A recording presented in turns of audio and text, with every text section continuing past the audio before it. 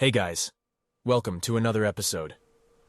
In this video, we will show you the best technique to combine multiple time frames to get a well-informed and clear chart analysis. By combining price action and smart money concepts, we will demonstrate how to effectively make a top-down analysis to identify the market direction, supply and demand levels, liquidity zones, and trading opportunities from higher time frames to lower details. So guys, if this is something that interests you, please hit the like button to show your support and subscribe if you're new. See you guys after the intro.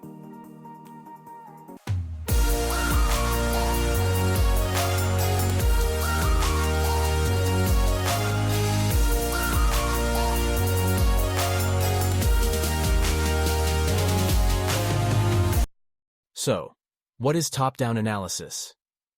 Top-down analysis is a technique that combines the analysis of multiple time frames and market factors to gain a comprehensive understanding of market conditions. Starting from higher time frames and zooming into lower details allows us to get a major view of market direction in key areas at all levels. But remember, starting from the monthly time frame, applying every single concept out there will make your chart look like this when you reach your entry time frame, which is completely useless. This video will teach you what to exactly look for in each of the time frames to make a well-educated analysis of any chart easily. But first, why do we even need to combine multiple time frames? Well, here are the top 3 reasons. Number 1.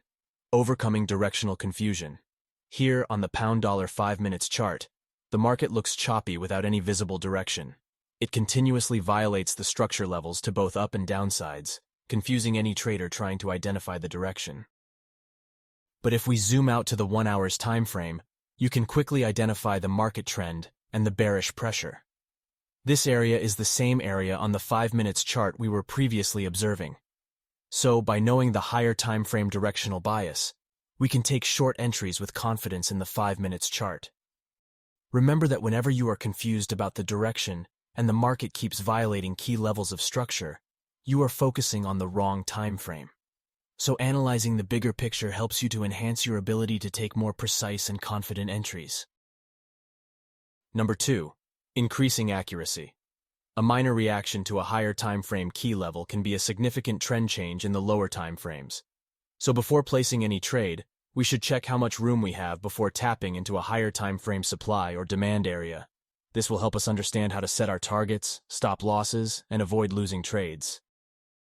Here on the Euro-Dollar 15-minute chart, we had a strong bullish move with a clear fair value gap between the shadows. As a result, we have a valid order block, which is an excellent opportunity to go long. However, the market suddenly changes direction and ignores the demand order block, and in case you are wondering, here is why. If we zoom out to the 1 hour time frame, we can see that this change in direction could be due to reaching a higher time frame key level that acted as strong resistance multiple times previously. So checking the higher time frame key levels could help us avoid this kind of unnecessary risks. On the contrary, look at another example. Here in the 1 hour's time frame, we have a move with obvious inefficiency breaking above the previous market structure.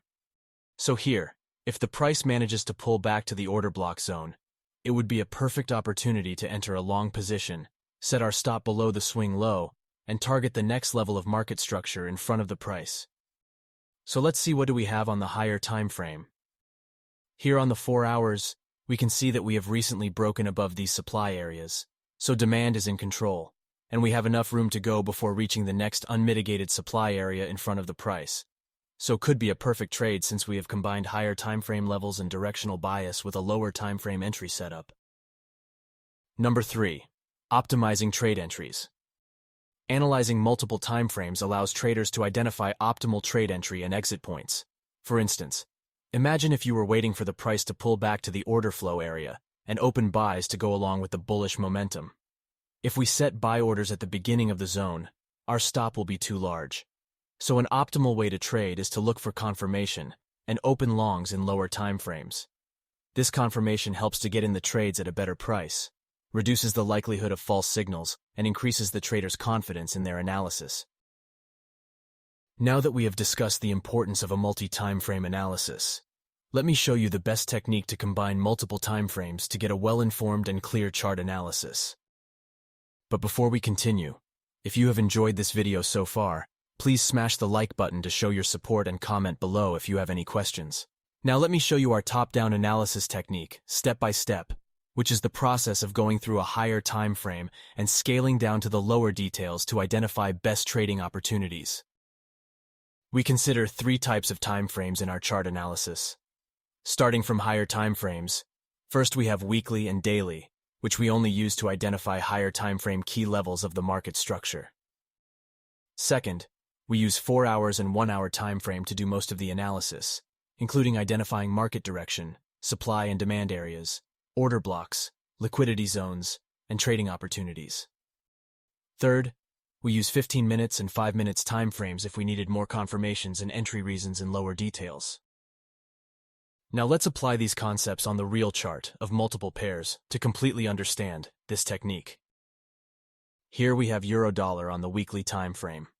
In the first step, we mark the key levels of market structure that price have recently reacted to. We want to keep our analysis simple, so we only draw the most recent levels near the current price. For example, this level is our historical top, which has recently rejected the price twice. We have another key level in front of the price, which has acted as support multiple times. Also, we could draw another key level here. Now, this is the only thing we need from the weekly time frame, which is the key levels of market structure that have a high chance for price to react to when it taps into them. So, let's zoom into the daily. On the daily time frame first, we adjust the weekly levels to get the greatest number of touches from the daily perspective. Second, we draw the daily key levels of the market structure with another color. The reason is that we want to be able to distinguish the weekly and daily levels when we zoom into the lower time frame, since the higher the time frame, the greater the importance of a level. Now this was also the only thing we needed from the daily time frame. But remember, you need to keep 3 things in mind when drawing levels of market structure. First, draw the levels where you could get the greatest number of touches. Second, drawing from the bodies of the candles has a higher priority. Third, treat the levels as areas, not solid lines. Also, there are 5 criteria that we look for when identifying key levels of market structure, and each one of them makes a level more powerful. Number 1. The turning points.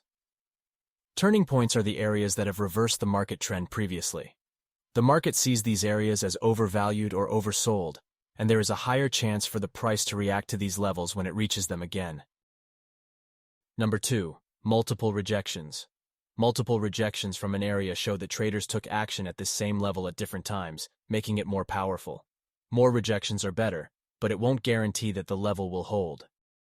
When the market taps into a level, we closely watch price action to indicate what is happening.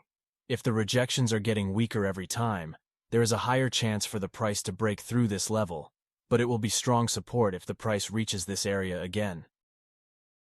Number 3. Acted as both support and resistance. If a level of market structure has acted as both support and resistance previously, it increases the probability for the price to reject this level again. Number 4. The move away from the area was drastic, meaning that not a tiny reaction but a true reversal. The deeper the return from a level, the more important that level is. Number 5. Recently respected or created levels. The recent levels in front of the price are always more effective since they are current and new, whether they are traditional support, resistance, or order blocks. Now with all being said, let's zoom into the 4 hours time frame to continue our analysis, which is where the smart money concepts come in. Here on the 4 hours, we have both weekly and daily levels visible on the chart. Each of these levels can act as strong support or resistance when the market reaches them. So we use these levels in 2 major ways. First, breaking each one into the up or down sides indicates whether the supply or demand is in control and price can continue pushing to the next level. Second, we use them as our higher time frame targets for our trades. So, the 4 hours is when we fully apply smart money concepts, which includes identifying market direction, supply and demand areas, order blocks, fair value gaps, liquidity zones, and possible trade opportunities. So here, the market has recently broken below key daily level with momentum, which indicates that supply is in control. Currently, we have an inefficient move that created a fair value gap and a break of structure. So the candle that created the inefficiency is our order block zone, which could give us a possible short entry. But we cannot place sell limits on this order block since the price has rejected a key daily level, which could be a turning point for a short-term downtrend. So we need to have bearish confirmations in lower time frames like 15 minutes to enter short positions. On the other hand, if the price breaks above both levels, it indicates a strong bullish momentum, which could make the price rise and test this weekly level one more time. Now let's zoom into the 1 hour's time frame to continue our analysis. Once again, we fully apply smart money concepts, including identifying market direction, supply and demand areas, order blocks, fair value gaps, liquidity zones, and possible trade opportunities.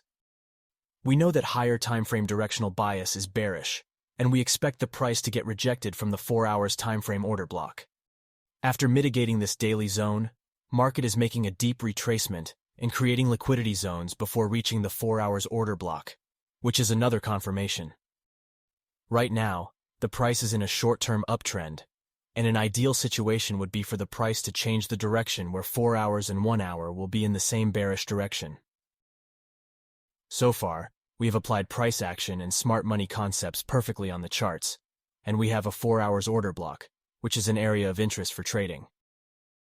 It is important to note that, for a 4-hour timeframe order block, we look for confirmation in 15 minutes, and for the 1-hour timeframe order block, we look for confirmations in 5 minutes. So here the 15 minutes chart is the last time frame we will analyze in this process. In this time frame, we only look for confirmations and enter the positions. So first, we need the price to enter the order block zone and create a change of character to confirm that the short-term uptrend is over and the market can continue pushing downwards. If we see no change of character, we won't have any trade. Our first target would be this daily level in front of the price, and if the market could manage to break this area, it can continue pushing downward to reach the next weekly level in front of the price. Now this setup was just an example of how to enter a trade, and you could use multiple price actions or smart money strategies to enter the market. But remember, before using any setup with your real account, you should backtest it on different pairs to evaluate the trading strategy's performance using historical data. Backtesting allows traders to build the required confidence and prepare for potential risks associated with their strategies, optimizing their trading strategies by fine-tuning parameters and rules. Now let's apply multi-time frame analysis to another pair to understand the concept completely. Let's continue our analysis with the Aussie dollar. Here on the weekly time frame, these are the only visible weekly levels near the current price, so we draw them in. Now let's move on to the daily. In this time frame first, we adjust the weekly levels to get the greatest number of touches and draw additional daily levels if they are obvious. Now let's jump into the 4 hours. Here on the 4 hours chart, we have a bearish bias. After mitigating this daily level, the market has made a deep retracement to this order block zone. So here are two scenarios. If lower time frame price action shows bearish signals at this order block, we could go short, and our primary target will be this daily zone and our secondary target weekly. On the contrary, if the market manages to break and close above the order block, our 4 hours directional bias will change to bullish, and we expect the price to reach the daily and weekly levels in front of the price. Now let's zoom into 1 hour's time frame to observe more details. Here on the 1 hour chart, we can see a lot of price action signals. After mitigating this 4-hour order block zone, the market made a change of character, which signals that the short-term uptrend is over, and price can possibly continue pushing downwards. Here we have a perfect opportunity at this 1 hour's order block to go short, and our first target would be this daily level, and we could use this weekly level as our long-term target. Right now, there is no need to look for confirmations in a lower time frame unless someone wants to look for more trades based on the analysis we made. But remember, more trades do not mean more profits.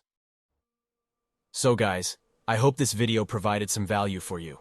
If it did, please hit the like button to show your support and subscribe to our channel if you're new. Also, don't forget to comment below with your thoughts and questions, since we do our best to answer them all. See you in the next episode.